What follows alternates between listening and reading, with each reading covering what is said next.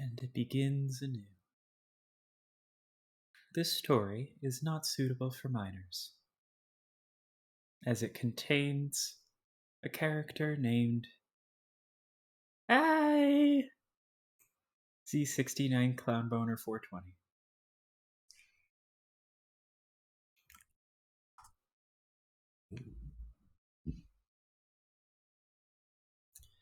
Hello, welcome to stream. I'm just getting ready.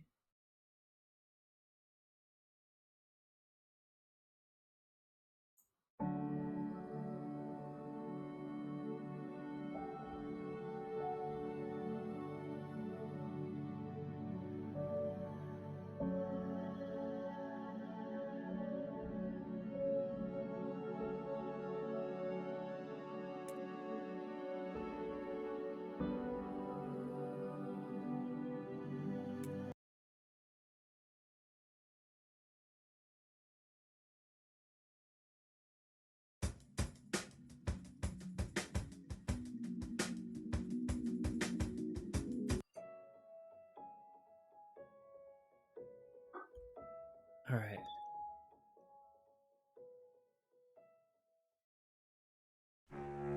Chapter 4 of 9.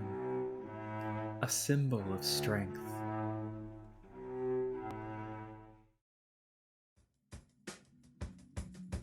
Two weeks later.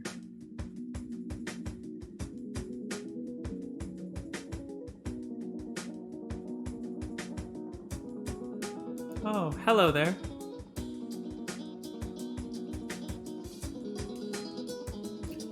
As an outlaw in the national spotlight, you've had to adapt your lifestyle over the last couple weeks. You can only assume the police have been keeping an eye on Abby's house. Rather than trap yourself in your studio round the clock, you've worked out a means of getting outside while staying under the radar. It's from the trailer! You slip out the back and head towards the beach. Abby was kind enough to provide you with her most expensive vehicle, the 2017 Bentley Continental, parked about 5 minutes down the coast. It's the least she could do, you think, given the life of austerity you've otherwise been forced into as a fugitive. I can redo that. It's the least she could do, you think, given the life of austerity you've been otherwise forced to live as a fugitive.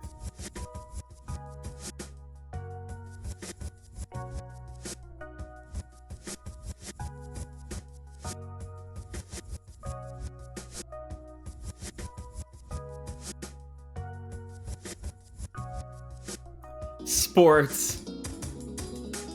It's the sports goggles, yes!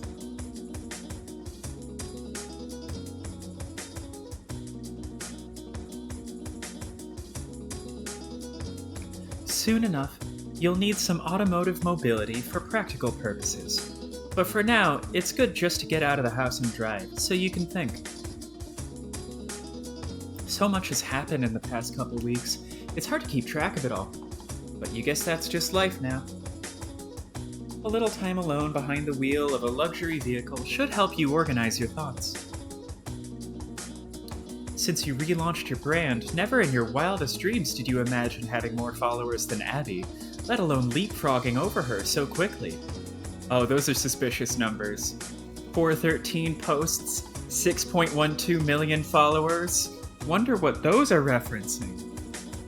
You know, if you add those together, you get 1025. Wonder why I know that off the top of my head.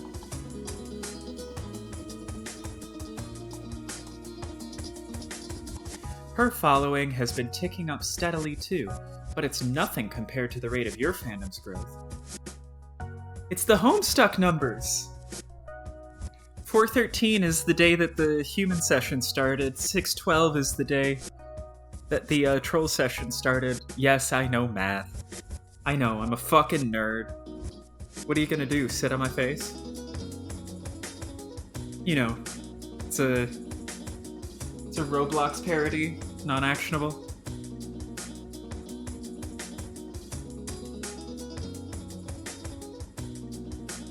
So bonk me.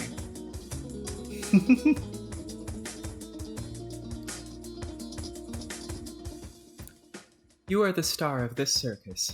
And now even Abby's fanbase has to admit she's become a close orbiting satellite to your brand, rather than the other way around, as it once was. Something about the chaotic energy of the Jubilate craze, combined with the drama of the dead cop scandal, has resulted in transforming your social media presence into phenomenon status. The media has become obsessed. It's fascinating to many for its unusual and incendiary ideological focus, and just as captivating to others for resembling a slow-motion train wreck. There is a sense among your millions of new followers that the more sensational criminal elements surrounding the daily drama of your brand will only get worse, and people are here for it. You adamantly deny the accusations, of course, and expertly weave these denunciations into your performance to magnify the attention to your accounts.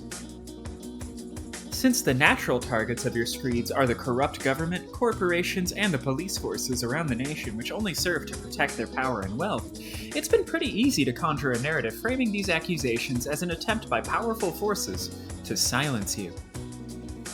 By the looks of it, most of your followers are willing to believe your denunciations, and not many of them were big fans of the law enforcement. And not many of them were big fans of law enforcement to begin with anyway. It's just more fuel for your showmanship, a story that's easy to sell to a hungry crowd. Almost as easy to sell as Abby's parents have been on your recent Pranksus efforts.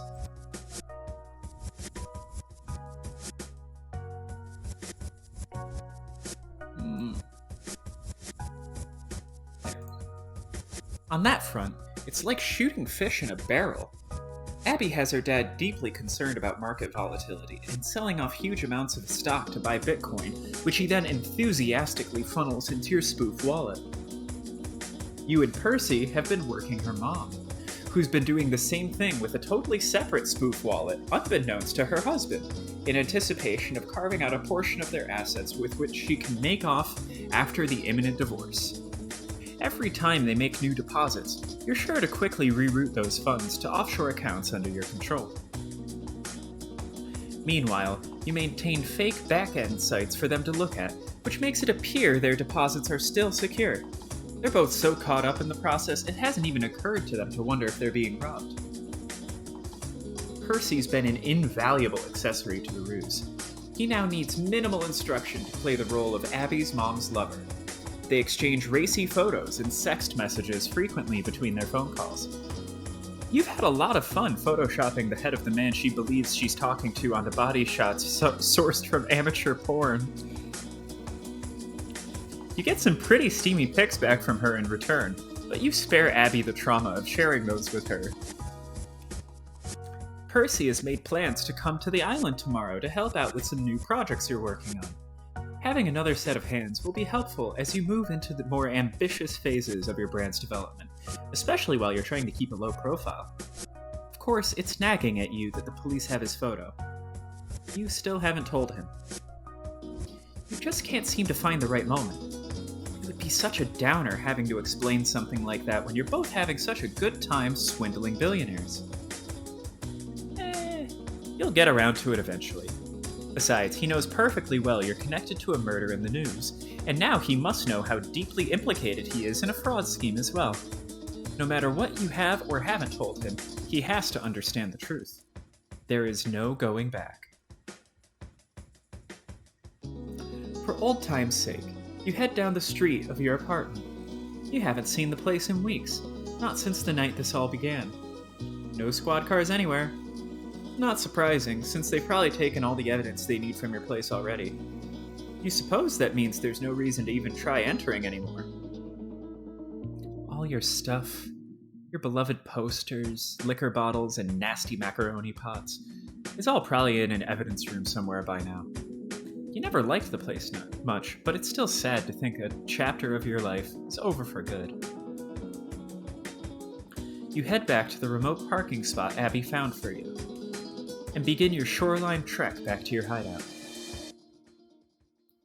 Yep. You're in no hurry. The scenic walk gives you more time to think about the big plans you have brewing, and the preposterous amount of newfound financial flexibility you have to put them into motion. If only Percy knew what you really had in store for him on this island. Abby, too, for that matter. But it's better to reveal your more ambitious ideas to people in smaller doses.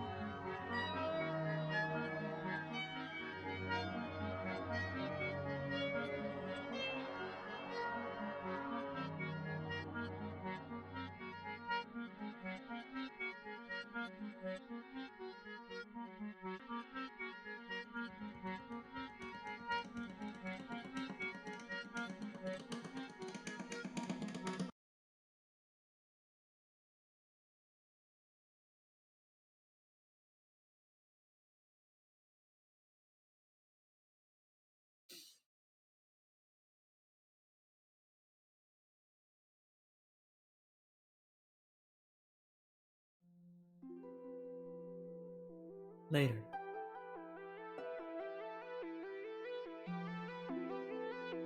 How much did they deposit today? Your dad put in around $350 million. Your mom only about $100 million. But that's actually a lot for her. The biggest deposit she's made yet. Wow.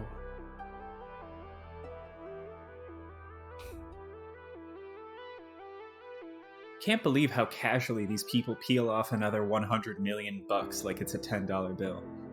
Money seems so abstract and meaningless to them. No wonder this is turning out to be easy. I'm not sure I would call it easy. I feel depraved pretending to talk like a Republican. Saying some of the shit I've said has made me feel so much dirtier than if all we were doing was stealing money. At least your side of the operation is more fun. I'm hardly even doing anything anymore. Percy's been doing most of it lately. He's coaching her very well and working their assets. He's turning out to be a pretty good con artist. Well, that's only because you are. And you're the one coaching him. I don't know. I barely talk to these people at all, except for initially seducing your mom in a shitty email chain. You're the one who somehow turned your dad into a slobbering crypto junkie. Dude literally believes our entire economic system is on the brink of collapse and Bitcoin is the only safe haven now. It's true. He's really obsessed with this project now. To be fair, our entire economic system actually is on the verge of collapse, but whatever. He won't even be affected by the collapse because all his money will be gone by then. Yeah. How much do we have now? Almost $5 billion. Fuck! That's so much! It's certainly nothing to sneeze at. And you're like absolutely sure it's ours? Yes. Except for what they deposited today, none of the money is still in my spoof wallets. I resell the coins quickly and spread it all across, out across a bunch of foreign accounts. What, you actually just opened up a bunch of Swiss accounts or some shit? Like in the movies? Well, they're not mine exactly. They're all in your name. It's less suspicious that way since, you're actually a rich person. And I'm a fucking wanted felon. When you look at it that way, I guess this is all really just an elaborate early inheritance scheme. Yeah. So, they can't see that you're just sucking the bitcoins out right after they put them in? No, they only see what I want them to. The wallets make it look like the coins are still there. They'll only run into a problem if they try to sell them. And I don't see that happening soon. Your folks are awfully bullish on crypto suddenly. When you say their money's all going to be gone, are you really going to try to get all of it? That would be ideal, but we're gonna hit a wall soon. I don't think even your dad is dumb enough to convert his entire fortune into Bitcoin. And Percy tells me it sounds like the remaining assets are going to be a lot harder to move. Much less liquidity than whatever they've been trading to buy the coins we've got so far. He must be in really deep with my mom to find out anything like that. Oh yeah, he is. I mean, we both are. We tag team this. I listen in on his calls with her and sometimes text him notes on where to steer the conversation. God. I'm also in charge of supplying the thirst trap shots. What? Abs, this courtship is at a whole nother level now. Percy's putting on quite a show with his very masculine, Republican-sounding voice. Naturally, there's going to be some sexting, too. Like, with actual photos. Percy sending my mom nudes? Nah. I just photoshopped them. It's easy to find face shots of this real dude she thinks she's talking to. I just paste them on top of, like, amateur porn. And boy, does she reciprocate. I must say, Abby, your mother is one hot bitch. Oh, Jesus. I'm not sure I want to see any of this shit. Oh, I wasn't planning on sharing my gallery of your slutty mom shots. Don't worry. It's my private collection. Oh my god. You mischievous whore. Anyway, I can see where you get it from. Fucking yowza. Ha! Yes, she's quite attractive. I mean, she was a trophy wife once upon a time. Almost feel sorry for her. Developing a sort of kinship with her, actually. Why? Because we both want to rip off your dad. It just so happens I'm the only one actually succeeding. Whatever, she can take solace in the fact that her daughter turned out to be 1,000,000,000 times the gold digger that she ever was. That's true. It turns out I'm quite rich.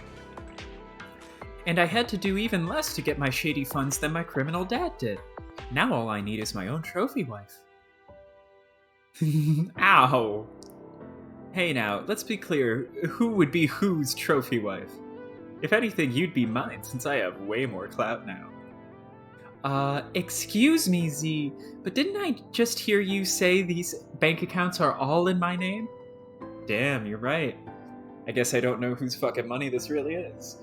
Well, according to the tenets of Praxis, no one really owns it. It's all fake shit, just like gender and all the other stuff you like to rant about. Money is just little numbers on computers, mostly, moving around all the time, but not really doing the world much good. So we might as well move it our way and make some better things happen. I can't believe how thoroughly I've converted you to Jubilatism. And I thought your parents were supposed to be the easy marks, falling for all this Bitcoin shit. But you make them look like stone-faced skeptics. Well, I have to keep sucking up to your whole clown religion if I want to be your trophy wife someday. How else am I going to cash in on my own money? Oh, that's extremely fair. Carry on with your ass-kissing, then. You haven't even heard the good shit yet. That comment earlier was foreshadowing for this. Terms of service, I was foreshadowing.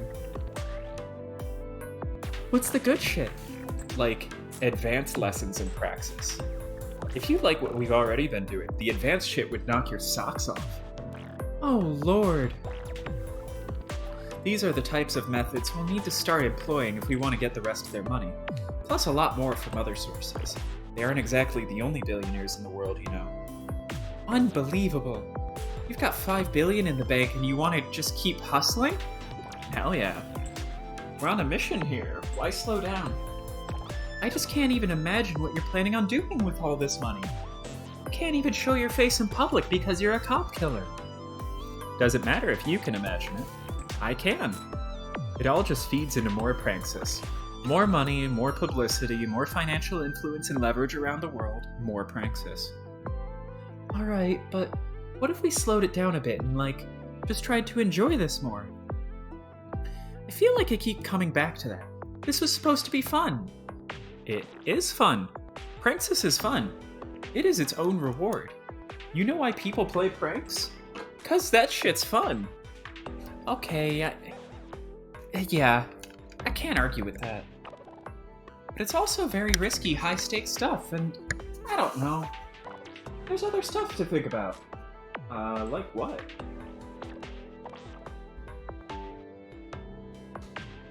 Well, I have ideas too. Oh, you do now. Since when? Since always. I'm full of ideas. Not sure I like hearing this. I'm not getting myself a trophy wife just so she can do a bunch of thinking. Fuck you. I'm not gonna be your trophy wife. Either you're going to be mine, or the marriage is off. Holy shit. Yes, ma'am. So tell me your huge brain ideas. When you're done with my dick flattening, I mean. I've been thinking a lot about your clown gender stuff. Yeah? Yeah, it all sounds so silly at first, but it's kind of a brainworm. I've been considering where I fit on the triangle. And what have you decided? Well, I don't know if anything fully speaks to me yet. And I just wonder if some adjustments could be made to the system. Yes. So trans. Also, for some reason, trans got censored, which is dumb as fuck. TOS. Trans of service. I mean, since it's kind of a silly system that you just pulled out of your ass anyway. Yeah, it shows for me when I go on the Twitch studio, but when I check it on my phone, it's censored. Which is just weird and dumb.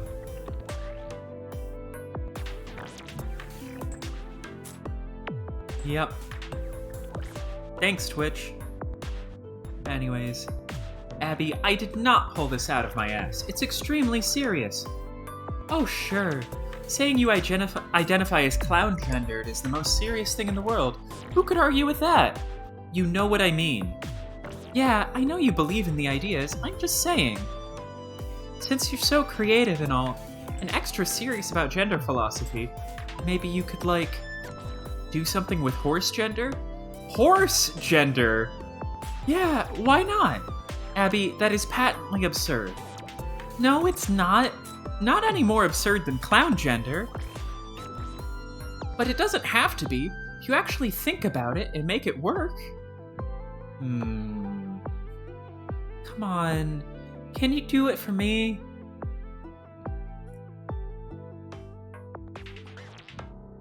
I think you just want to identify as horse gender no matter what logic I come up with. So what if I do? Isn't that my right? It is. Well, yeah, it is. Maybe you have a good point.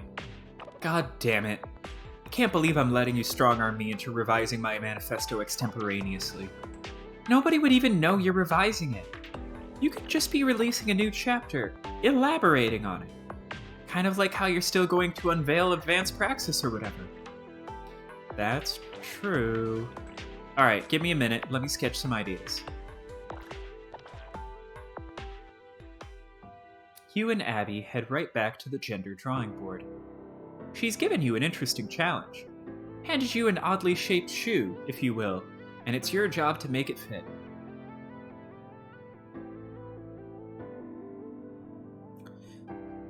After playing with your continuum a bit, you decide to stay with the pyramid format. You don't want to revolutionize your own system too much, since everyone's already acclimated to the logic of a pyramid. Your goal is to enrich everyone's understanding of gender, not vex them with increasingly convoluted nonsense. After a couple of hours, you think you have something workable here. You and Abby are too excited about it to sit on it, though. You decide to improvise a live stream right now and inform everyone of your astounding new breakthroughs. I'm sure you'll all be thrilled to hear I made some astounding new breakthroughs on the jubilate philosophy of gender. I have just 2 words to say. Horse gender. As you can see, the pyramid-shaped continuum remains intact, but the y-axis has been expanded to go even lower, which means that while horizontally we have the conventional male-female gender spectrum, vertically we now also have the clown-horse gender spectrum. Both axes are, of course, a fluid spectrum, and you can position yourself anywhere on this continuum that feels true to your experience. So, what's horse gender? Glad you asked. It represents the extreme counterpoint to clown gender. where clown gender embodies a whimsical, absolute lack of identification with the conventional gender spectrum, or even the entire idea of gender. Horse gender is the total opposite. It means extreme identification with any given gender on the horizontal axis. So if you're a horse-gendered male, it means you're saying you feel extremely male. Or if you're a horse-gendered woman, you're like, God damn, am I a fucking woman? I guess an example of that would be like, TERFs? I mean, don't take that too literally. I don't want to taint horse gender for everyone right out of the gate. You could also be hella woman identified without being weird and turfy about it. It would still be a totally valid horse gender feeling. Like my friend Abby. She's a proud horsewoman. Wonderful. She's crying. There is now horse gender. So I think you get the idea? Move up the scale towards clown, you hardly give a fuck. You're a wild card, untethered from this maddening social construct. Move down towards horse, and you're digging in. Where clown is a symbol of whimsy, horse is a symbol of strength. You're like, hell yeah, I'm this fucking gender, and that's cool. And there's nothing wrong with that? The system accounts for it. All points on this continuum are equally valid. And notice in the middle of the scale vertically between horse and clown, that's just the average gender spectrum. That's where you are if you don't feel super strong or weak about your identity either way. And if that's you, also fucking valid. So having said that, allow me to illustrate some examples of putting this into practice, as I see it. Now, I don't claim to speak for these people. You should try to see these as like my headcanons. I guess they can come forward and set the record straight if they want. Haha, Post, I'm looking at you! Just joking, man, you don't gotta. But you can. Yeah, literally Obama and Rowling. And fucking Post Malone, Miley Cyrus, Justin Bieber, The Rock, Ariana Grande.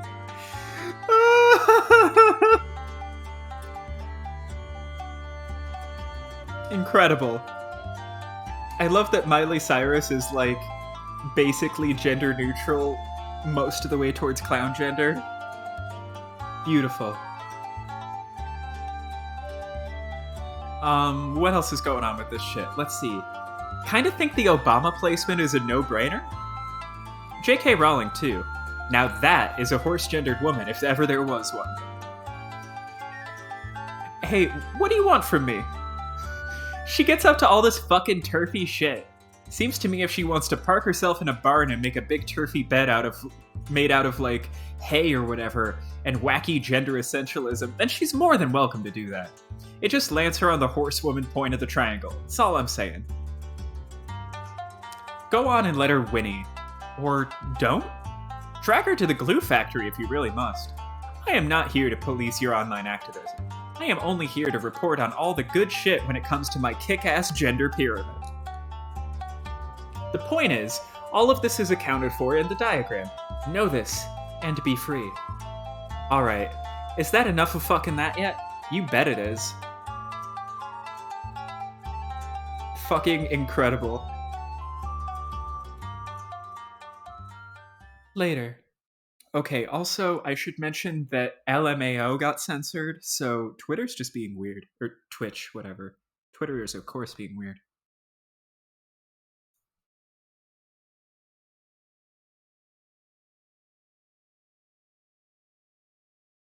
Oh, she's falling asleep.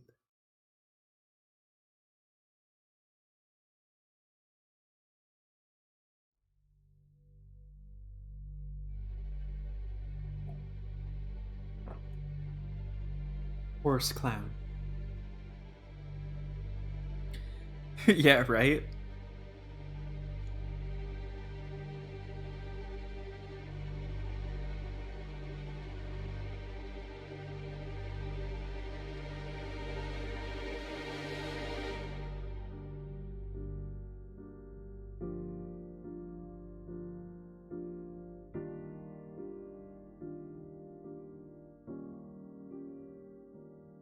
The tents. They're so beautiful.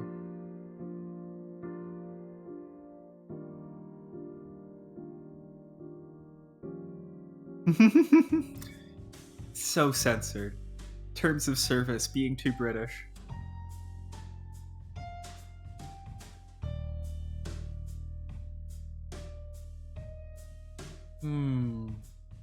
That's the same pose as was used to pick up the sword. Are they the sword?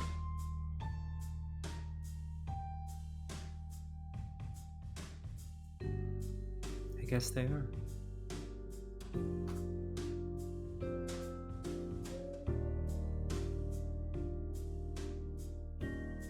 Hello, riotous. Hi! Welcome to the stream. You joined at just the horse gender time, which is the perfect time to join.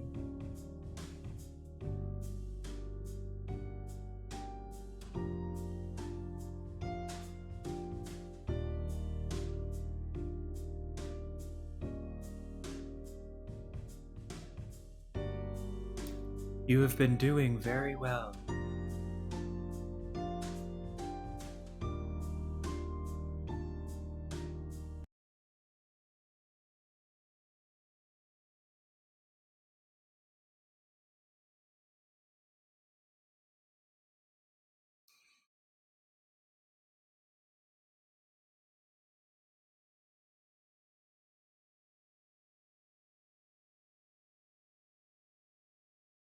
Yep. I have too. Yep. I'm staying warm.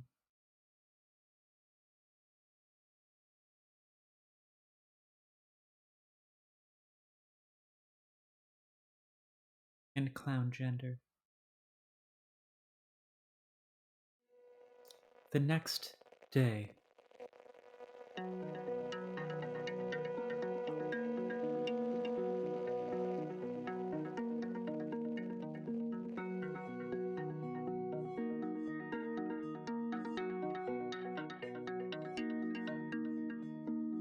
You check your phone and notice the date happens to be the 20th of May. Yep. That's definitely the NyQuil hat guy. There are no other explanations. Exactly 1 month since the night you went on that fateful drive with your manifesto. Today, Percy is scheduled to arrive so he can assist with new projects. You wait for his ferry from outside the Bentley, parked at a distance to stay out of sight.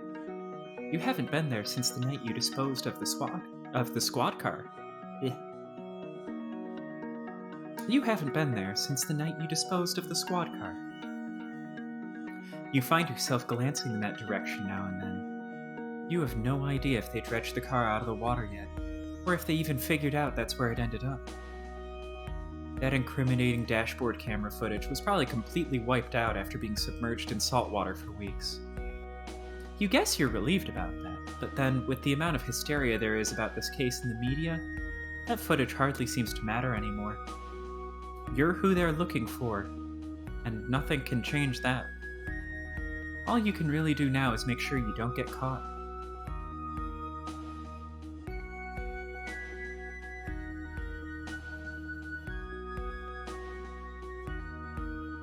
Hey, he's masked up. There's Percy. He radiates the nervous energy of an eager simp. He looks around for you, but of course you won't be getting out of the car. You'll just text him to come find you. Oh, shit. Shit. The cops must have been waiting for Percy to arrive before making their move. Were they tracking him from the mainland too? How did they figure out who he was? Maybe they ran some facial recognition software on the photo you sent, and something finally turned up in their system. Whatever the case, this won't do at all. If they take him into custody, interrogate him and take his phone, this is all over. They'll close in on you and Abby in no time. You need to deal with this. Now.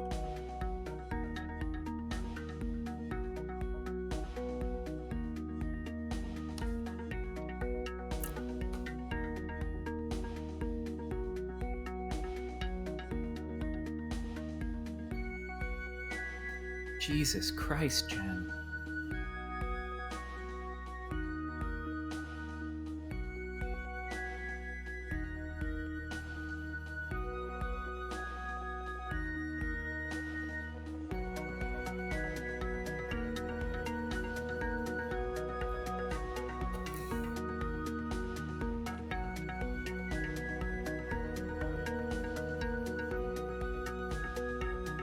There are witnesses.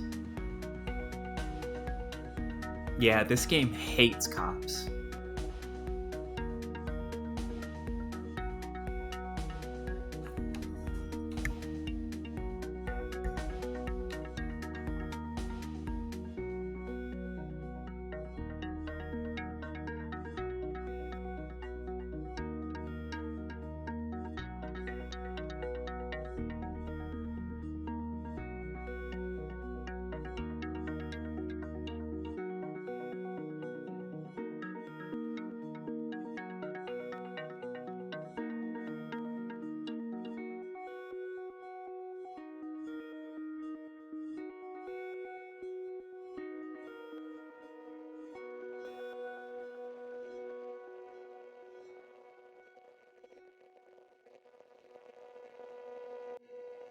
Ten fucking shots.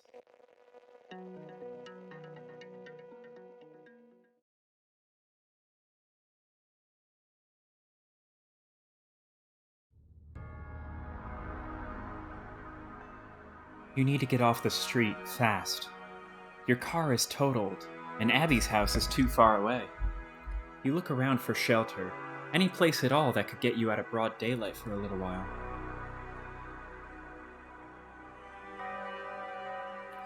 You just remember the street you used to work at is down the street. You just remember the restaurant you used to work at is down the street. Hopefully the owner still has it shut down due to the pandemic.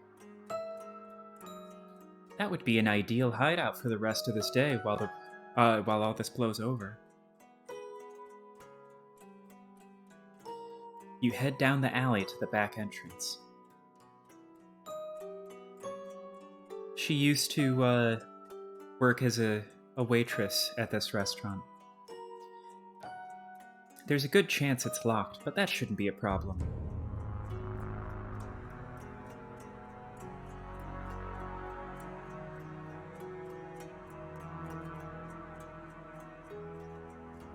It's dark inside. All the tables and chairs are put away. Looks like no one set foot inside here since the last day you waited tables. Perfect.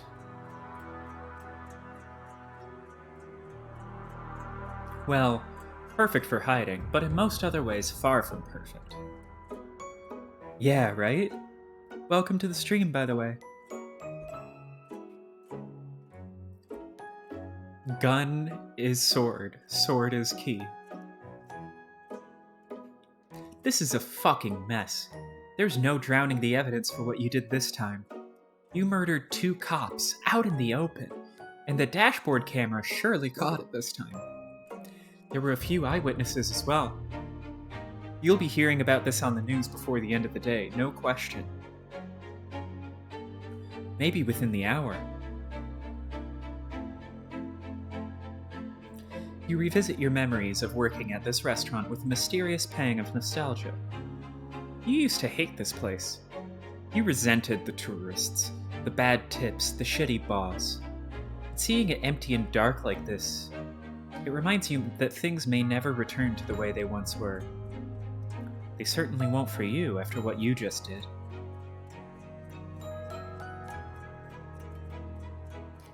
You nearly forgot about Percy.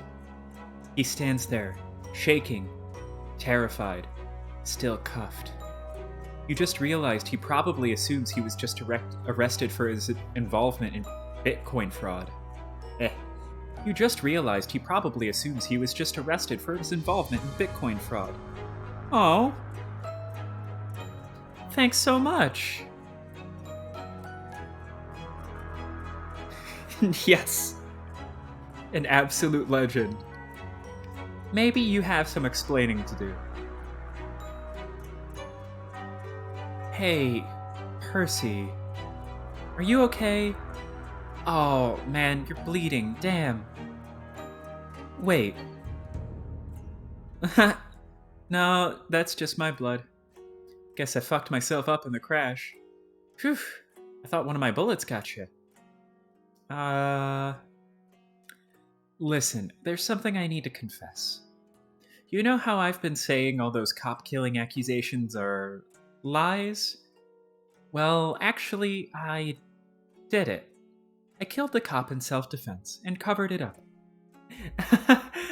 I mean, maybe that's not the stunning news I think it is, considering, like, I just shot 2 cops right in front of you to bust you out of custody?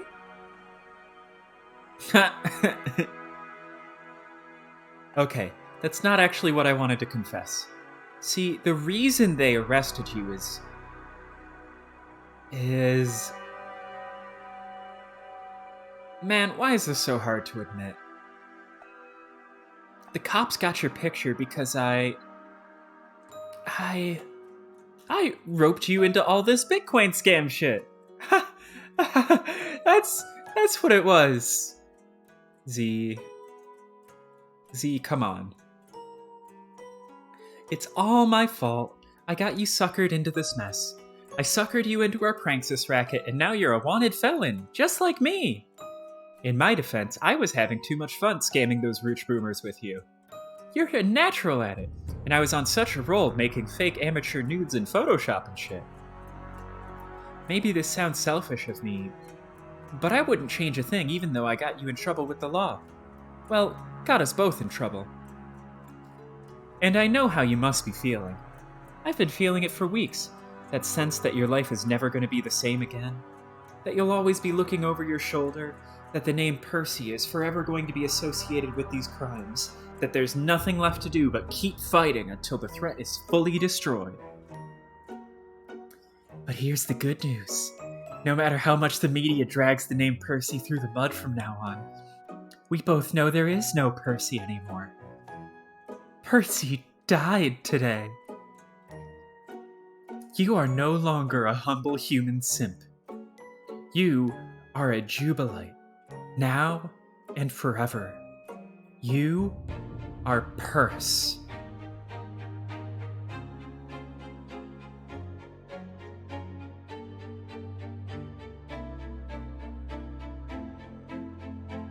Yes, a Jubilite.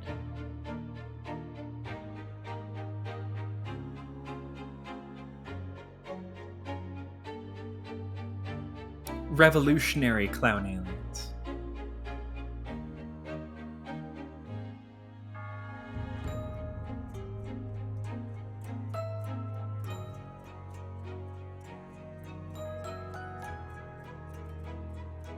Like the one you saw in that dream.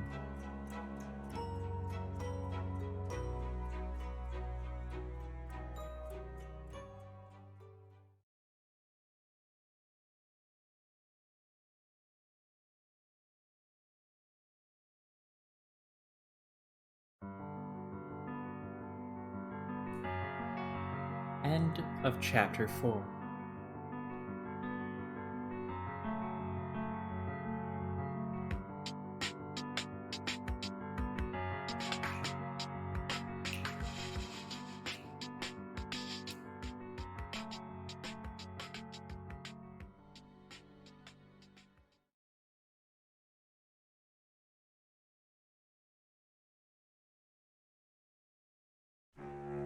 Chapter 5. Stuck Pig.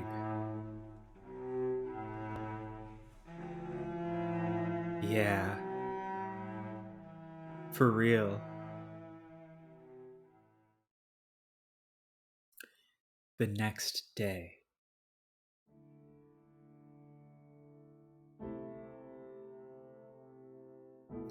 You couldn't go back to Abby's house after your second and third cop murders of the year. And Abby couldn't exactly say where she was at either. Oh, thank you. The police would surely be knocking on her door again soon, especially considering it was her Bentley which was used to ram the car. Especially since it was her Bentley which was used to ram the car of the slain officers. So you rented an Airbnb close to your old restaurant and walked there once it was dark. Abby drove to meet you at the house, which is where you're all staying now until you can think of a better plan. This footage is showing up everywhere I look. It's so surreal. How did we even get here, Z? We got here because these shitheads don't know when to stop pushing it. I know that footage makes it look like I'm just icing these cops like a hardened criminal, but could I just remind everybody this only started because a cop almost murdered me in cold blood? It's just defending myself that night. And that's all I was doing yesterday too. I was defending Purse too, because he didn't do shit. He's smiling over there. Well, I mean, aside from helping us rip off your parents, but that's a victimless crime anyway. Yeah. You're right. It's not even that you're wrong about any of that, it's just... God damn, we are in so much trouble now. Well, yeah. The cat is pretty much out of the fucking bag now, isn't it?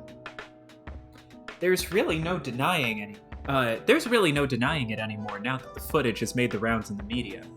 They're in a frenzy over it. I'm thinking of just coming clean and telling our fans the original story. Are you sure that's a good idea? Abby, have you seen the discourse around this? Like, obviously corporate media is painting me as a bad guy. But everyone else, like the people who actually matter to our movement, they're talking about me like some kind of folk hero. He is. He's just wearing that simp smile. Welcome, Rosie. Yes, I am some sort of gay. And so are they. This mishap is actually incredibly good for business. Just like it was when the news story came out linking me to the first dead cop. It's not like I even planned this shit, but it turns out waging war against the police is entirely compatible with the brand we're building here. I know that. Can you see where I'm coming from, though? I'm just scared about what could happen to us. Like, we're in so deep with these money crimes, too. What if they find out about that?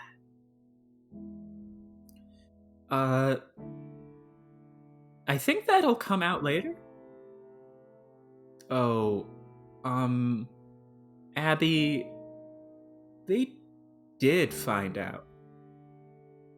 That's why the cops busted Percy. Remember? I thought they busted him because you sent him a photo of him once. No! I mean, okay, yeah, but that was an accident. Like, yes, Purse, I should have mentioned, one time I fucked up and accidentally let a photo of you slip. But I didn't give your name or anything, and it was an innocent mistake. So maybe that's why they busted you? Who can even really say at this point?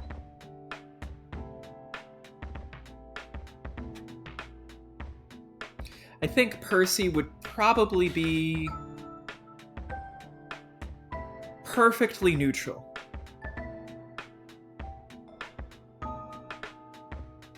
I don't see him over-identifying as male too much. He seems pretty lukewarm on everything.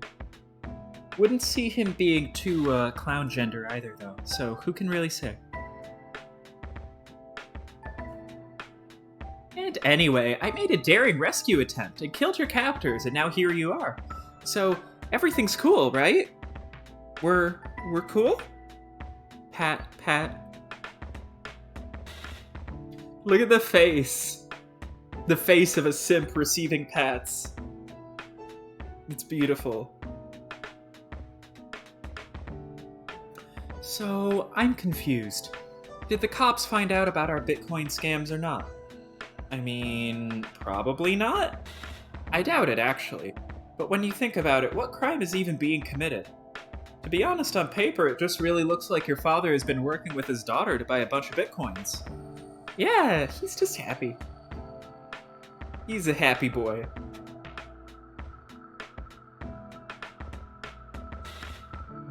And the money just wound up in a family account. Your account. If they wanted to prove a crime was committed, I guess they can try. But where I'm standing, it looks like cop murder caught on tape is the crime they're prepared to take a lot more seriously. Yeah, which doesn't actually make me feel better. I can't even go back to my house now. What about my horse? David Hasselhoof. I need to feed him. Don't worry about Dave Hoof. We'll figure out a way to get that boy fed. I'll make sure he's the fattest horse on the island when all this is said and done. I'm working on solutions to all of this. Not to doubt your master plan, but what could possibly be the solution to this? Are you going to use our millions to buy off the police? No way. I'm not giving the cops even a fucking dime of our hard-earned money. My plans were already in the works way before yesterday's incident. I wish you'd actually let me in on all your secret plans. I'm your partner in crime. You're supposed to be able to trust me. I do trust you, Abs. I just don't want to always overwhelm you with too much information. You've been doing so great with your dad. It would be a shame to clutter your head with new things to worry about. Well, now my head is really cluttered because of certain police assassinations taking place in broad daylight, captured on videos which are now going viral. So can you just tell me what's going on? You'll see. We're gonna get some help soon. This is actually why I had Perse come yesterday. I'll need a hand coordinating this. What do you mean, help? Oh no. Your cough is getting worse. I really hope it's not. I'm sure it's not that. I've just been pushing too hard. Shooting cops, scurrying around, catching a little cold, that's all. Besides, I've been checking my toes out every day. Not a single COVID toe in sight. I don't think that's really an indication of anything. I'd suggest you get tested, but man, even people who aren't fugitives can barely get tested. Don't worry, I'm fine. I'm pretty sure I've got, like, herd immunity by now or something. Yeah, I'm sure. A single person can't have herd immunity. I thought you were supposed to be smart. Think again, bitch. Anyway, I don't want to be late for this thing that's about to happen. Come on, Perse, time to go for a drive. I should say that anytime someone says I was supposed to be smart. Think again, bitch. You and Percy head to Abby's car. She bought a BMW this time, which is a bit less noticeable than cruising around the island in a Bentley.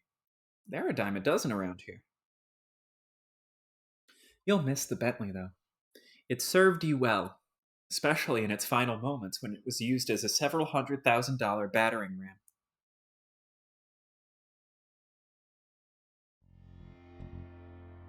Percy has no idea where you're going. All he can do is glance at your phone sometimes, which you're holding for navigation purposes.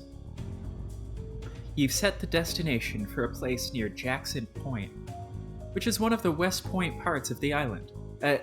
Which is one of the westmost parts of the island. A place that can facilitate boating activity in a way that's much more discreet than anything going on by the docks near the downtown area. A few times, Percy attempts some small talk. You humor him, nodding along, occasionally turning your head to throw him a smile. Seems like he's skirting the topic of his feelings? Something like that. That's nice, Perse. You're super flattered and all, but it would behoove him to come to grips with the magnitude of what's about to take place on this island. In the not-too-distant future, some very loud noises may be assailing his ears. But they won't be coming from wedding bells.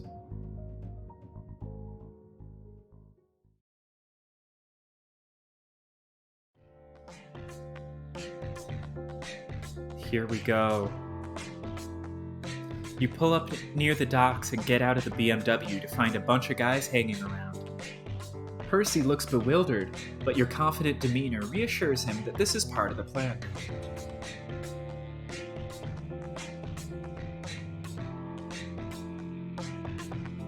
You study his reaction as he connects the dots. Of course he knows what's going on now that you're seeing their reactions. Not to him, but to you. They're all looking awestruck as you approach. He must realize now these are guys you invited to the island, just like him. But they didn't come via ferry. They arranged their own transport via privately owned boats. Holy shit is right. It's a private army. You say nothing for a moment, taking it all in. You bask in the hushed reverence. Their disposition is becoming quite familiar to you. Just another bunch of simps for your collection. Ones with completely different utility than Percy. Ones that aren't nearly as soft. You begin eyeing some of the hardware they brought. They came well equipped, just as instructed. These plans were in the works all week, and some of these boats took well over a day of sailing to get here. The Jubilafia. As you assess your new recruits, you can feel Percy fidgeting at your side. Oh no, they're the Jubilitia! Clearly he wants some answers. He's wondering why you didn't tell him about this earlier. I'm telling you now, aren't I? He obviously can't dispute that, but his body language is still unsatisfied. That's fine. Now's precisely the time to debrief him so he knows how he fits into the plan. Sorry, Perce, this was top secret stuff, and we were so busy with our financing operations, which were much more important. I've been back-channeling with some of our most dedicated followers, ones in for the long haul. Guys like you know? I asked guys with boats to rally other guys pretty close by. They organized low-key trips here to the west side. No ferries, no downtown action, no heat from cops. He's clearly grappling with the behind-the-scenes logistics of this. The who's, the where's, the when's. Some of these boats are from the Massachusetts coast. A few from Long Island. We got sailors here from all up and down the eastern seaboard, actually. Last I checked with the guys on point, we had almost 20 boats headed there, but there might have been more added since. You wouldn't believe how psyched these guys were to get the invite. Well, maybe you would. They're good people. Just a bunch of dedicated, hard-working jubilites ready and willing to step up and do some crazy shit. Percy looks overwhelmed, maybe even intimidated to the untrained eye. But you know that, isn't it? You can tell exactly what that look is. It's concern that his role of importance may be rapidly diminishing before his eyes. You put a stop to that quickly. Don't worry, Perce. I brought you here for a reason. You'll be out front leading this crew in terms of the necessary logistics. Look at this shit. Just a bunch of dudes on boats after a long voyage, wondering what the fuck to do, where they go, whatever. You'll take the reins on that. But you gotta be careful, since the cops are still crawling all over this island looking for us, okay? He nods. More confidently this time.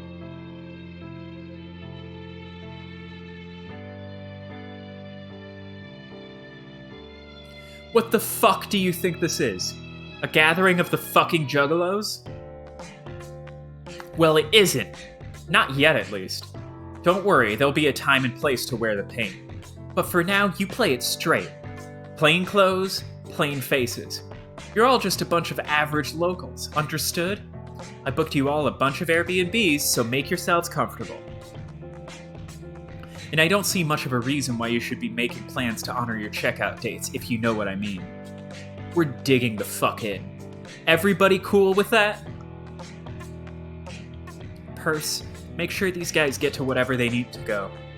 Make sure all these guys get to wherever they need to go. Ubers, taxis, rent some vans, jack some cars, however you want to do it. Come on, counting on you, man. Now, everybody, get moving!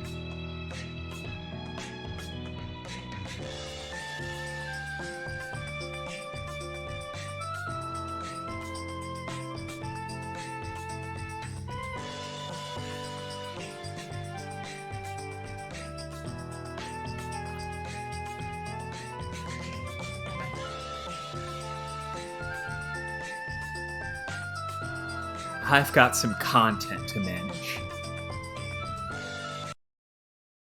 2 weeks later. Z69 Clown Boner 420. 1037 posts. 16 million followers. After 2 weeks of constant media coverage of your recent exploits, your brand has skyrocketed. Both the video captured by a witness and the dashcam footage have been playing constantly. Members of the press have gathered on the island to cover the manhunt, while the police presence has grown. Yes, the sports hat of sports!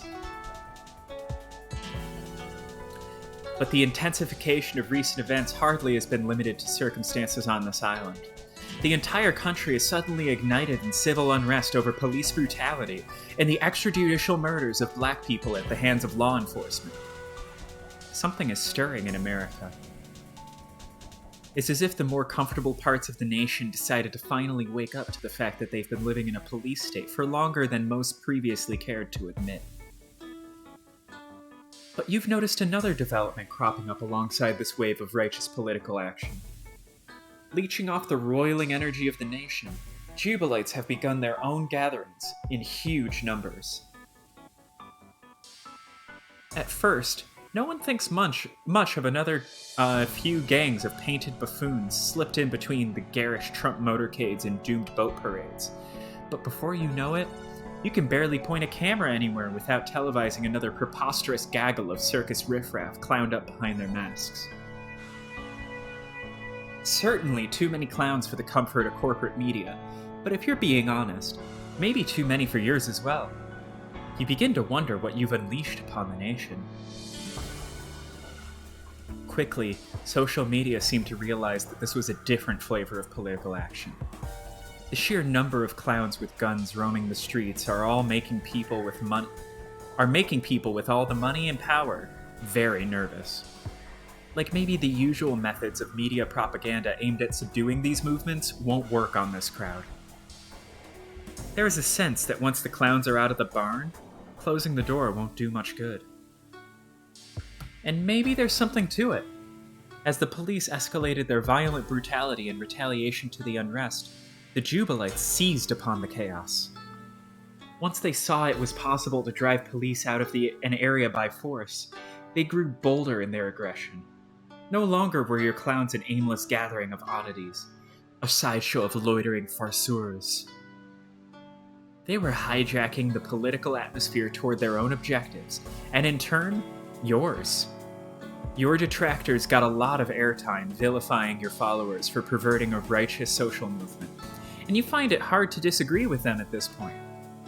But neither the slander from bad faith corporate shills nor the legitimate criticism from genuine activists ever seemed to stick. The spectacle of it drew even more people in, who would begin wearing the paint. And the more painted faces showed up, the more your movement appeared to stake its claim as a force entirely distinct from the origins of the civil unrest. A force now taking the momentum of your once modest social media campaign and flooring it. It now looks like police precincts everywhere may start falling like dominoes, and you see no reason to tell your people to take their huge floppy shoes off the gas pedal. But you can't put too much personal focus on what's happening around the country, because there's way too much happening locally you need to deal with. You've been ordering your new recruits to take care of business here on the island while you're in forced hiding. You have a team dedicated to making sure Abby's horse stays fed, for instance. Them! Yes! Ah! Yes! With the help of Percy, an infrastructure of local Jubilite activity is beginning to emerge, which can operate somewhat autonomously from your direct supervision. Your inner circle, directly overseeing this infrastructure, has begun calling itself Ring 3. Oh, thank you. I'm excited about Mizzlebit.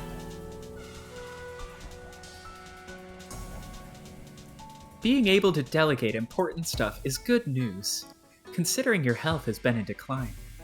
After showing symptoms of COVID-19, you decided to self-quarantine in the Airbnb. Abby and Percy rented another one across town while trying to stay out of view. You hold down the fort all by yourself. You have plenty of time alone to plot and scheme in between your coughing fits and fevered visions. Admittedly, this is not the most fun you've had during your brand's rise to international notoriety. The carefree days of drinking expensive wine at Abby's house, while in perfect health and bullshitting about gender, are starting to feel like a distant memory.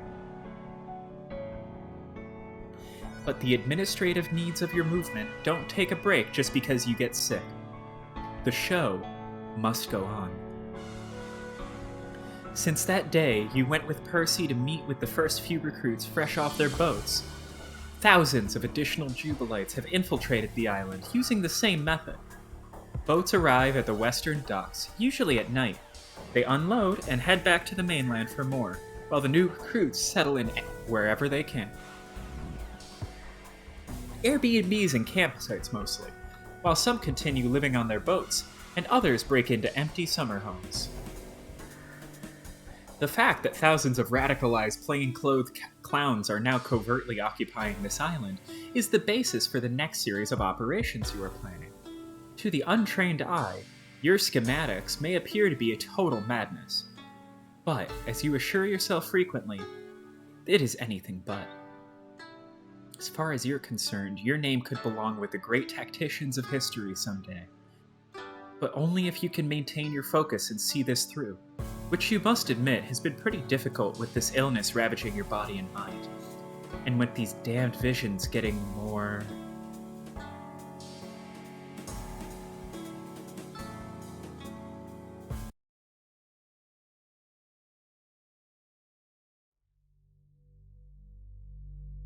There she was again. At least, you think it was her. It's always hard to be sure when it's happening in your peripheral vision. Or the periphery of your imagination, you guess? It's strange that you've been seeing her more often than him lately. He was never far off from your disturbed hallucinations for obvious reasons.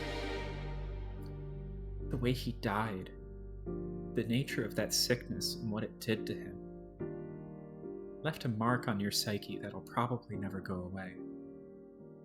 But her? You just had a falling out and never spoke again. Is it guilt that's causing your mind to conjure her? You wrestle with the question for days until, finally, an unassuming email that you stumbled on in your spam folder provides you with an answer. Someone was trying to collect on a medical bill of some sort. It's an ambulance fee, actually. An ambulance that was used about 2 months ago. They're trying to collect the bill from you, but the person originally billed wasn't you. It was her. The fact that they're trying to collect it from you instead of your mother must mean... It couldn't be. Could it? You do some digging. You call the hospital where the ambulance dropped her off. After some time on hold, you confirm. It's not the fact that she's dead that blows your mind. It's the date. April 20th. She caught COVID-19 in early April and died on 4/20, the day all this lunacy began. She's been dead for almost 7 weeks, and you never even knew it. Aside from being stunned by the revelation, you feel nothing. You only ever had one bullet of grief in the chamber, and you used that when your dad died. You made the most of that bullet, too. Used it to drive yourself insane, quit school, and run off to an island. If your dead mom is expecting any tears from you, she's shit out of luck. But you know she wouldn't be expecting anything of the sort. It's why she never called. Maybe she had different plans for you. Plans she didn't even know she had. Or an impact on your life she didn't know she was causing. Perhaps it was the invocation of a dying curse from a bitter old woman, And that's what you've been contending with ever since the night she passed. You don't really associate the death of parents with grief or loss anymore. That was just another one of society's lies, that these were things you were supposed to feel. Instead, you feel like their departure represents a burdensome torch that's being passed. An inheritance of sorts. All the psychological baggage a parent accumulates their whole life. And when they die, that lifetime of manic energy, the striving and struggling, the failures and disappointments, the things they wish they became but never did, all of it has to go somewhere when the body dissolves. So it all just flows right into you. That's how it was with your dad, watching him slip away, slowly. The feeling of initial sadness for him gradually twisted into something that was nothing like sadness at all. More like a screaming inside that got louder every day. You watched his desperation grow as he knew the end was near. He was being devoured in his final days by the feeling that he wasn't given nearly enough time on Earth. He fell so far short of turning his life into the thing he once imagined it would be, and the result of staring into this abyss was utter panic. And where does all that panic go? Who feels the blame, the sense of accusation, the demented rage over the unfairness of it all? It was you. Your true inheritance is this tortured understanding, an implied contract since the day of your birth, that all you will be, that you will be all that remains of his legacy. That now it's up to you to bring meaning through familial continuity into a life he just went to painful lengths to make clear he barely even considered worth living himself. But you had no intention of honoring that inheritance. The contract was worthless, partly because you never agreed to it. But more importantly, you gained disturbing insight into its author in the process of watching him die. You didn't lose respect for him. It was somehow worse than that. You began to question his agency as a human being. You began to question his humanity itself. As the sickness tore away at him, it took little bits of his mind along the way. Your father's intellect and personality were being dismantled in such alarming ways, you began to wonder if you even knew what a human being was anymore. But you don't really wonder anymore.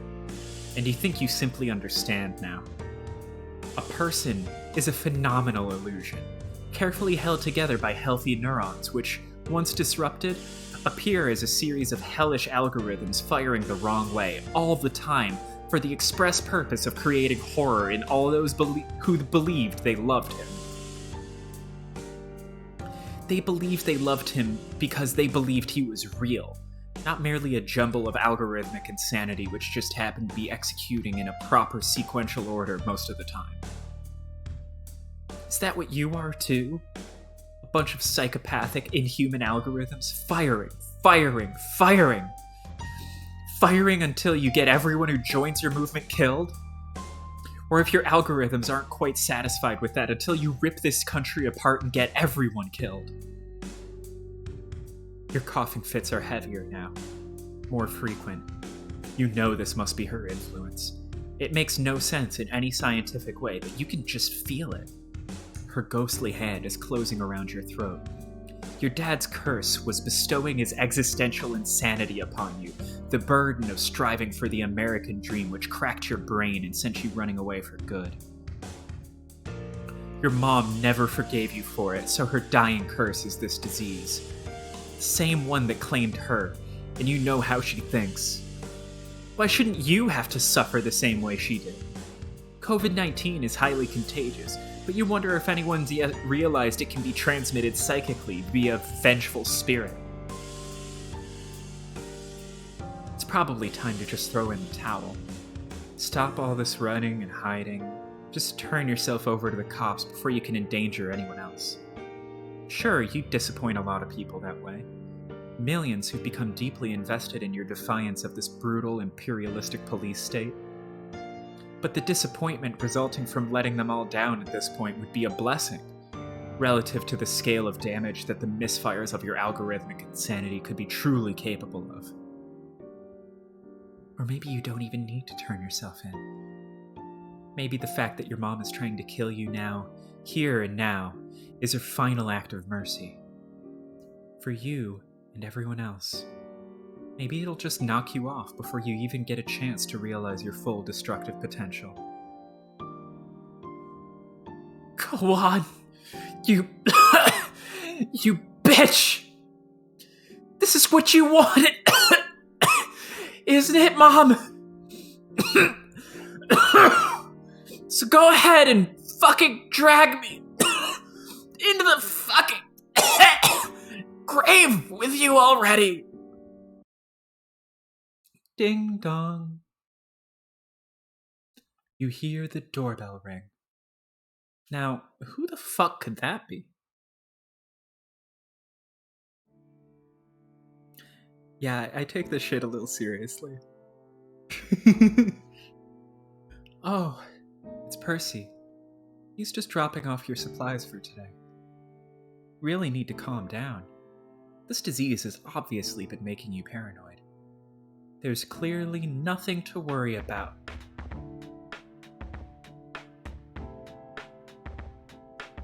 Perce, were you followed? No, don't look, fool. Oh, shit. Get in here, quick. Fuck. Yeah, they were tailing you. Look at this shit. We're fucking surrounded. Must be the entire precinct out there. Perce, you can't be this sloppy. You fucked it all up. Okay, I'm sorry. This isn't your fault. I probably should have had a different guy bringing me shit. You were already on their radar. Damn. I just keep pulling you deeper into hot water, don't I? Well, don't worry. I'll get you out of this shit. I'll get us both out. All I need to do is accelerate the plan a bit. Percy's face seems to ask the question. Plan? It was inevitable anyway. Not just here. Everywhere in the country, apparently. These fuckers have a lot of blood on their hands. Their crimes are finally catching up with them. Skull. Police.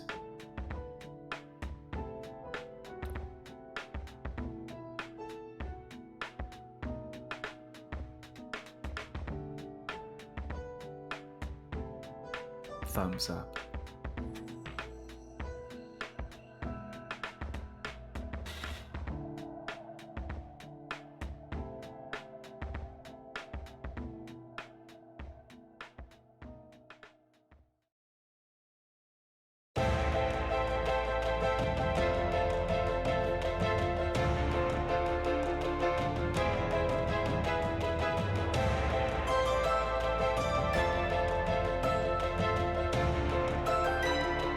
Time to kill some fucking pigs.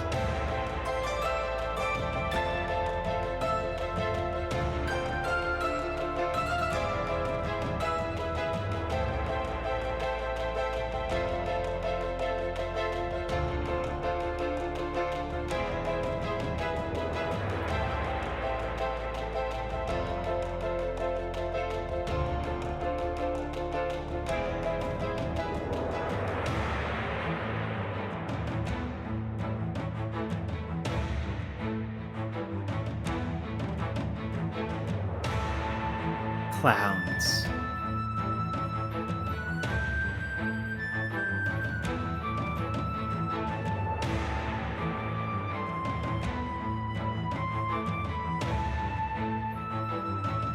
Is that a fucking RPG? Those are all fucking RPGs and assault rifles.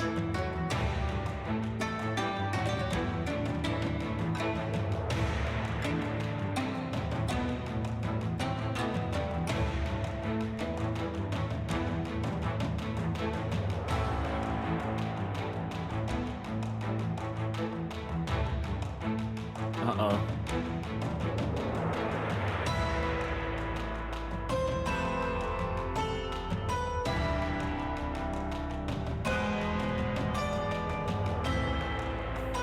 Purse.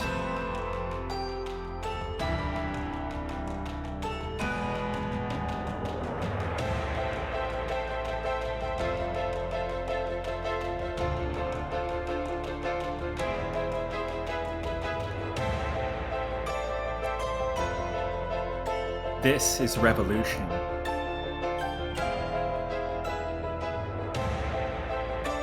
These are the Jubilites.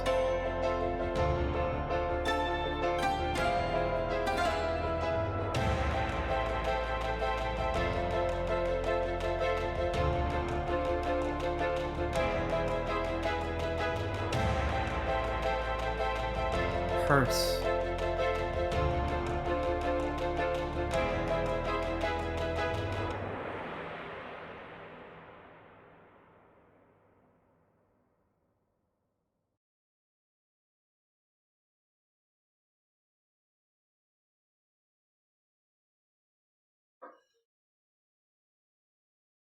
Percy didn't make it. But there's no time for tears. Now that you've gone this far with the accelerated version of your plan, there's no turning back. You need to put the whole thing into motion.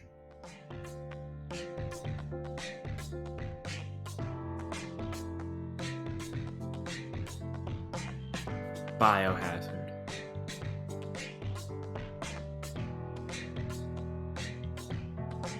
With the execution of this command, hundreds of Jubilite teams spring into action. Guys crawling out of the woodwork at almost every well-populated location on the island. But none of these guys are armed. In fact, none of them look remarkable in any way. They could all easily be mistaken for locals. And they will be. Your assiduously planned false flag operation has begun. Anyone who looked at just one of the viral videos showing your plainclothed Jubilites lurching out of their homes, grabbing their necks and choking as they collapse on their lawns and driveway asphalt, might think the performance looked a little fishy. But you planted so many of these guys in so many places, all staging this performance at the exact same time, resulting in so many pieces of independent footage. The full breadth of such content spreading rapidly across social media begins to have an alarming effect. You have guys harvesting all the footage coming in, searching out the best stuff, the most gripping, scariest portrayals of an invisible airborne agent cutting down the locals of Nantucket Island right inside their homes, and releasing the content strategically to optimize the proliferated shock. Then come a few other touches, which requires no effort or planning at all. Real panic. Not from your guys, but from the true locals who start catching on to what's happening. Actual people screaming in the backgrounds of your footage near the pretend bodies, running away, getting into cars, peeling down residential roads. The panic just isn't good for optics. The panic isn't just good for optics. It's the entire purpose of this charade. Nobody gets hurt. They all just get out.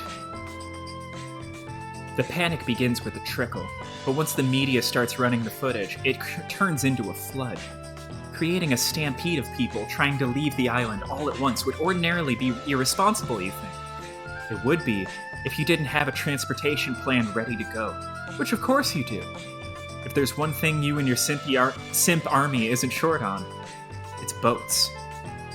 All the boats that brought them here, plus a whole lot more which were idle in ports, waiting to be repurposed, are at the ready for a surge of frightened locals.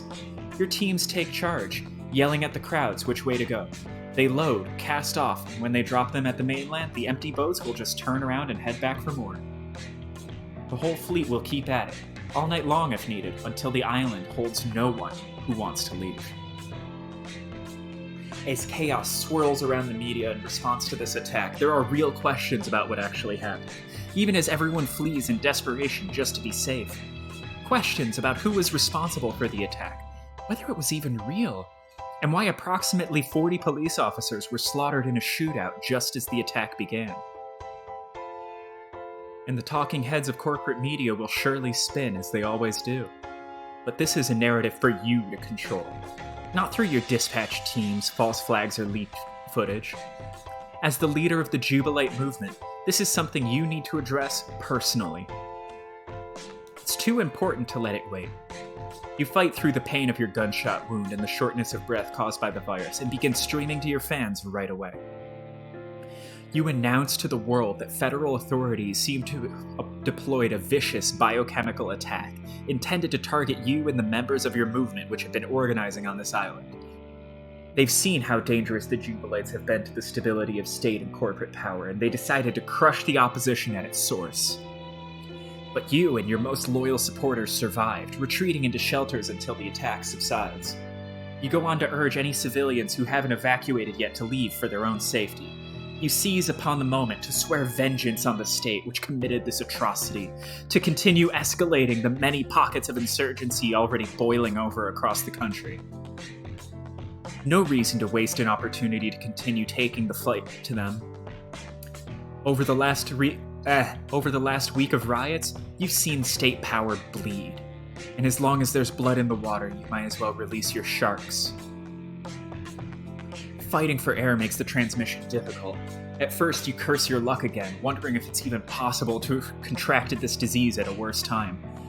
But as you desperately cough out your angry statement to the world, you realize it's a nice touch. It helps sell the idea that you just survived a biochemical attack. Once you recover, if you recover, you'll tell Abby it couldn't have been better scripted if you tried. But you can't call her to brag about the bleeding of the stuck pig that is the United States of America just yet. There's your own bleeding to attend to.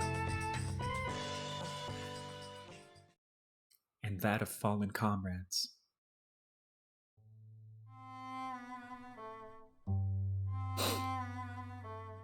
Despite the losses suffered today, you can't help but reflect on what a successful implementation of Pranxis this has all been. Really not a bad day of work for a concept you bullshitted into existence through a series of hallucinatory revelations. You suddenly wonder if the Founding Fathers ever had similar thoughts about the Constitution.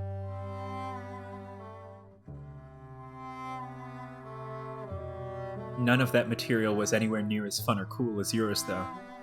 Still, whatever moves they made, or words they wrote, you guess it was strong enough to earn them all centuries of retroactive dick-sucking in the history books. Even Washington's lowliest of simps probably got their due.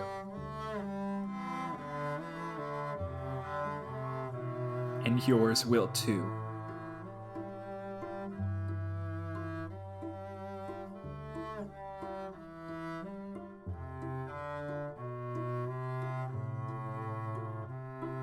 Classic Homestuck.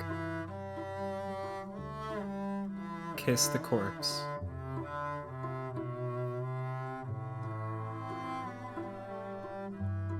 Rest in peace, loyal simp.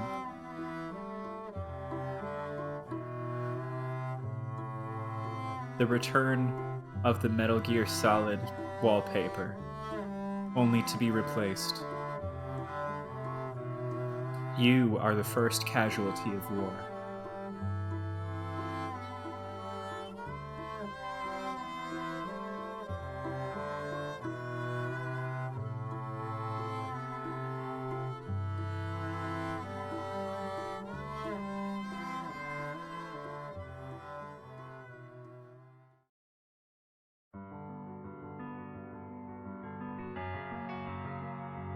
End of Chapter 5.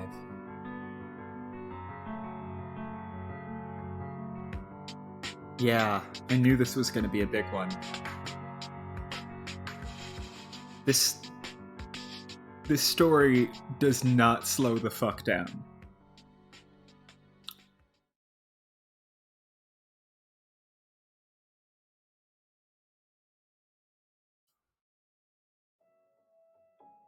Speaking of which, let's slow the story down for a minute.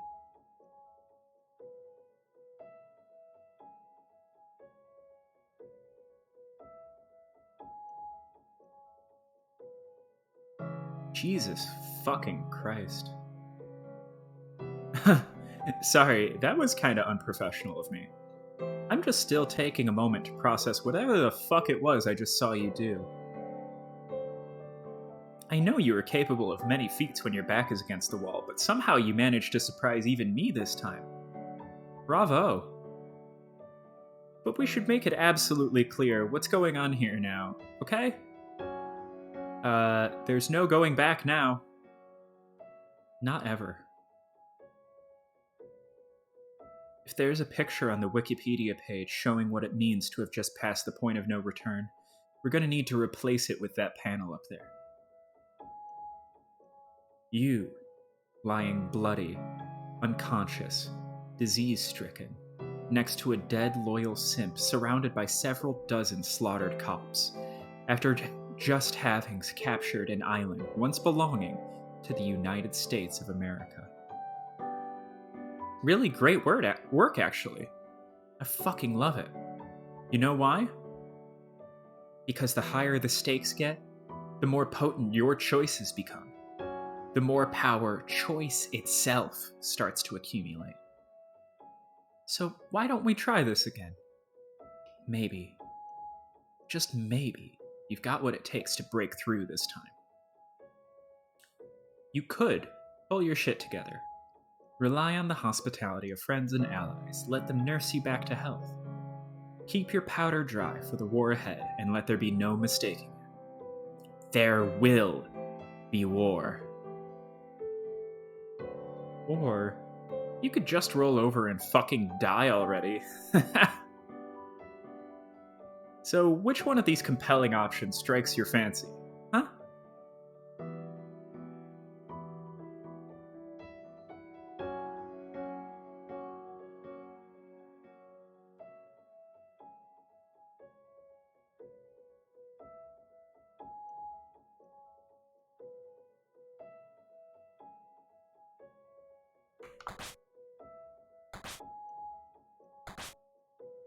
Oh, come on. Don't act so surprised.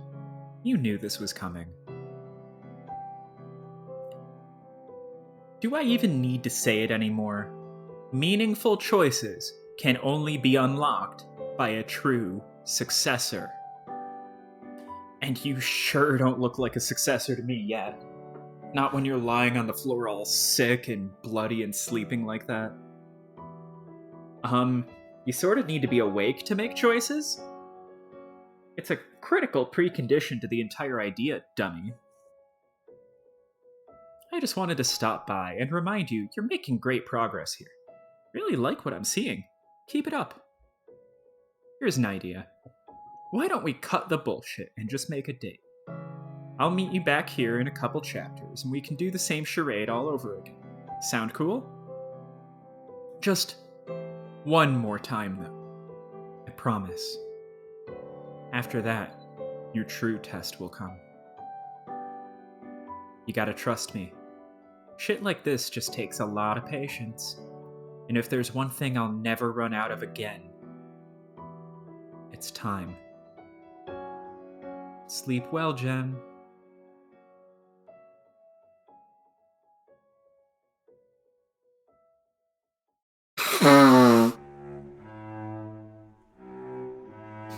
Chapter 6 of 9. Gonna start this next week. That's the end of our stream.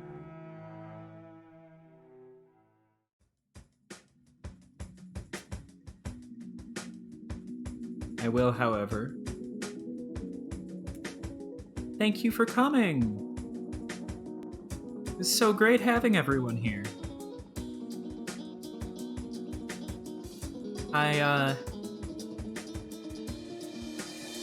Yeah, Psycholonials. It sure is a thing. So the first chapter, I could upload that to YouTube. I think I probably will, just at least as an unlisted thing. I wanted to save it until it was all edited, but I'm not really going to edit it anytime soon. And I don't want to ask Orc to edit anything while they're also suffering, so... probably gonna just upload this to an unlisted, an unlisted playlist on YouTube. Share that around for anyone who wants to catch up, and I'll do something that I actually publish once I actually stop suffering. enough to actually, like, you know, edit some of this. There's not a whole lot to edit, just like, you know, maybe a thumbnail, definitely cutting out some of the dead space. That's about it. So when I finally get off my ass and do that, I'll be able to put that up online. But yeah, I'll upload it and I'll share the playlist when it's done. But yeah, this is wild, isn't it?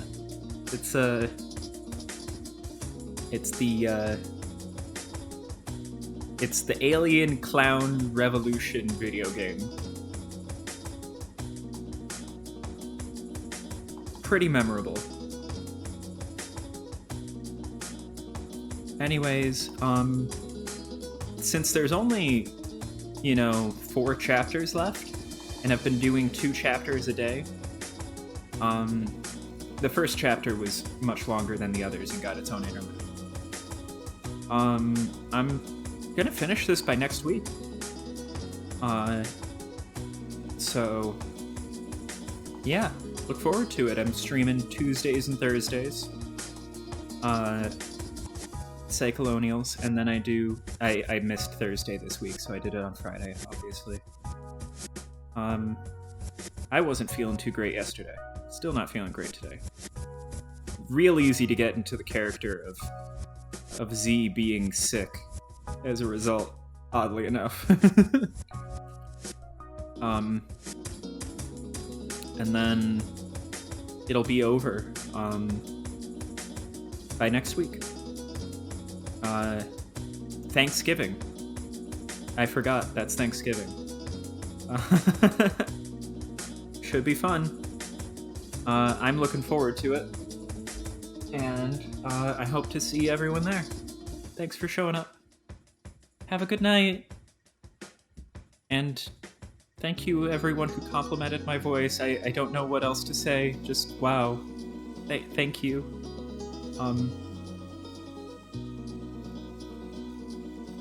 Night. Love you too. Oh, thank you. Silly. No problem, babe. Also, babe got censored, which is so weird. Silly. I should really, just do this more often. I love reading stuff. It's very fun and engaging. I mean, I guess that's why I'm reading all of Homestuck too. I know. I'm also gonna work on that script for the actual podcast. You know, because perfect podcast voice needs to do some podcasting, right? Might as well put my own original content out there. But yeah, sounds good. And thank you. Silly. I don't know what else to say. This is just my voice.